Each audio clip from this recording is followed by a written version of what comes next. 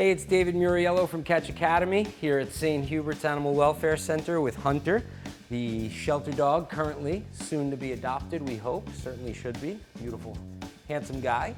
And so I want to talk about back chaining. Very cool concept in dog training. Back chaining is when you teach the last behavior in a sequence first. So let's use an example for that. When you teach coming when called, you have to think of that actually as a few different behaviors. Coming when called starts with a dog being away from you, and the first behavior is that they have to turn towards you, typically in response to their name. So attention name is the first part of the sequence in coming when called. The second part is running to you, and the third part is sitting right at your feet. So that's called a behavior chain. It's a chain made up of three basic behaviors: attention to you, run to you, and sit front, or sit in front of your feet, okay? Back chaining means to get a really good recall, you first teach the dog to sit front, to chase you and sit front, like find your feet and sit, just a few steps. So watch how I back chain this recall by teaching that last behavior first. All right. Gonna get some pieces of hot dog as a reward. I'm actually gonna take him off leash for the moment because I think he's gonna be into this. Okay, and we're gonna do a really simple beginning of this behavior, which is for me to run backwards. Yes, good boy. Okay, and I'm actually gonna give him a couple treats for sitting and staying in front of me because that's the last part of the behavior of coming when called. So I'm teaching the last behavior first. You'll see how this works. Yes. Okay, so it's find my feet and sit. And I'm using the prompt of running away from him a little bit to get him to find my feet and sit. Okay, so just a little run away. Yes, good boy, good. And we literally just met. Hunter just came out of his kennel. I'm just doing simple reward-based methodology using moving away as a prompt. Yes. I did test that he knew sit before this, and of course that would be a requirement to start this back chaining.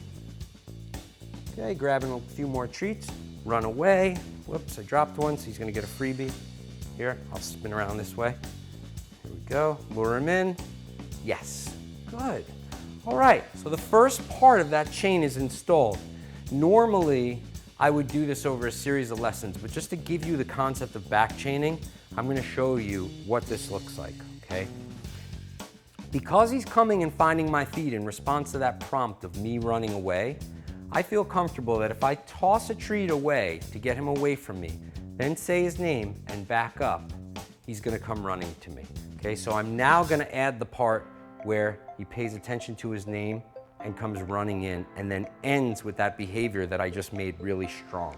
Okay, so he gets a freebie for running away. Hunter. Yes, good job, buddy.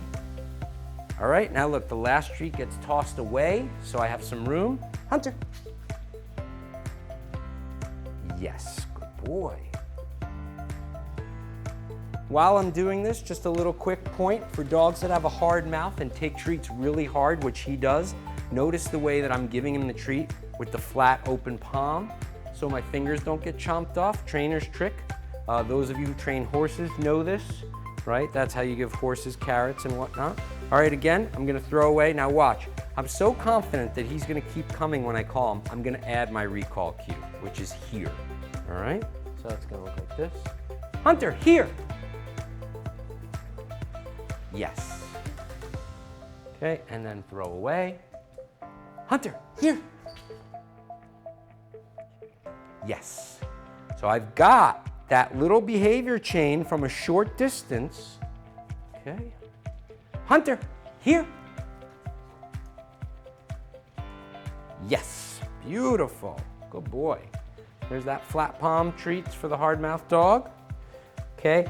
And the reason why back chaining is so effective is because I taught him this behavior first of sitting in front of me, and I showed him that's really rewarding.